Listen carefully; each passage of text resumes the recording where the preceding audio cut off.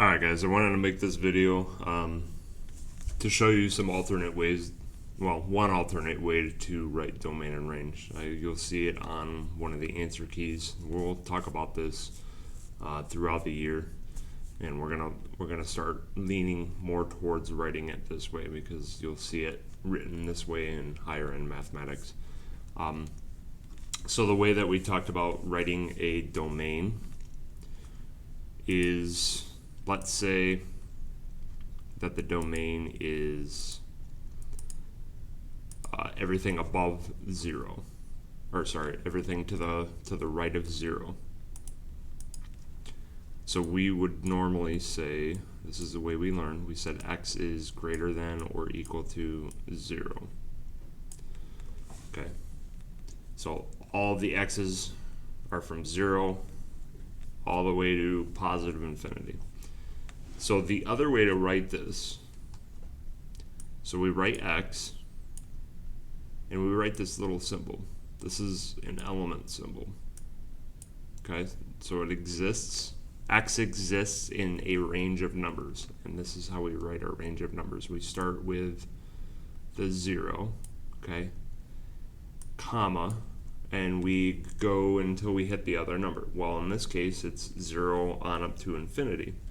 So we write infinity. And then the last thing that we need is we need a parenthesis, always on infinity, because you can't equal infinity. So a parenthesis means not equal to. And since how we are equal to 0, we put a bracket. Okay, so that means equal to at that number. So let's try another one. So if x were, let's say, less than or equal to, let's say, -1, we'd say x is an element, or x exists in this range of numbers. So we have a -1, and we're going smaller. We're going to negative infinity. So we always write the smallest number first. So negative infinity would be the smallest number in this domain of numbers. And then the highest number comes second. So -1 is bigger than negative infinity.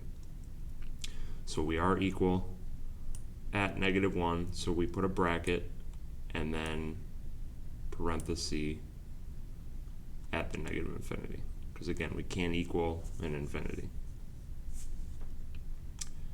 And let's do another one here, just so you get the hang of this.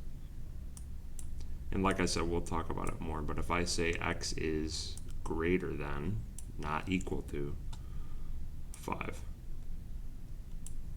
we would say 5. That's the smallest number, and then we are going bigger, so we are going to a positive infinity. Always, always, always parenthesis on infinity. And then since how we are not equal to 5, it's everything bigger than 5, we're going to put another parenthesis. And we still have this out front. X exists between, well, bigger than 5 and all the way through infinity. So let's do x. X is less than, let's say, 7. So we're less than, so 7 is the biggest number, so that's going to come second. And we're going all the way down to negative infinity. So negative infinity is the smallest number, 7 is the biggest. We're not equal to, so parenthesis and a parenthesis. So we have element, x. So we do the same thing with range as well. We think about it the same exact way. So let me do one range with you, and then that'll be the end of the video. So range, if we say that y equals, not y equals, y is greater than or equal to, let's say, -4. So we're going -4, and then we're going everything bigger, so infinity.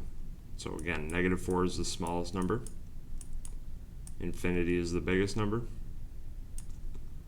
So still parenthesis around infinity symbol, and then we are equal to, so that's going to be a bracket.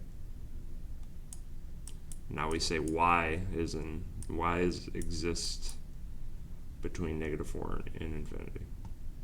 All right, so I did change my mind on, I do want to do one more. So if, and we haven't really seen this yet, but in this class you've seen it before.